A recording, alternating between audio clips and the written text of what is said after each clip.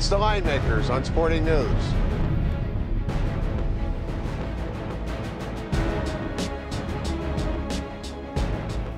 Let's preview the Wednesday play-in game, and these are literally the last two teams that have advanced into the big dance because they'll advance to take on the #1 overall seed Louisville. We speak of North Carolina A&T and Liberty.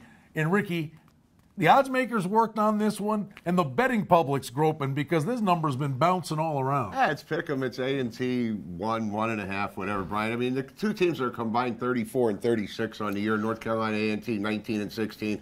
Liberty 15 and 20, won the tournament, got into the tournament. They lost their first 8 games, ended up winning 5 in a row. Go ahead, you pick it. It's pick 'em, basically pick 'em. So. Well, the one thing I'll say is both of these teams are excited that they're here.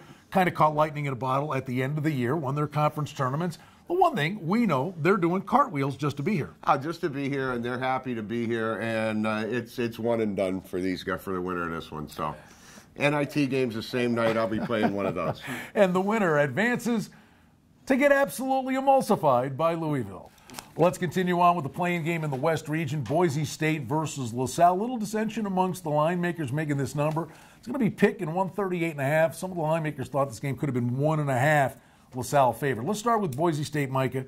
Mountain West does indeed get 5 teams in, and when Boise State plays well, they are knocking them down from long range. Yeah, and they are, and they've had a great season, but I find myself a little having a bias towards the Mountain West Conference, but I'm wrong. I mean, since 2005, they're only 8 and 9 in first round games, and they've only covered the spread 6 of 15 games. So not a good start for the Mountain West as far as supporting them. Let's talk about the A10, which is a conference that on an annual basis makes noise in March Madness. This year you throw VCU and Butler into the hopper, but LaSalle can play.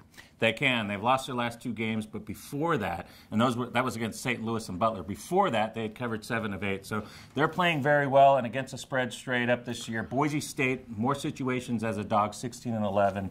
LaSalle, 12 and 14 against the spread. I like LaSalle in this spot. All right, we'll see how this one pans out. The winner gets to advance to take on Kansas State in Kansas City.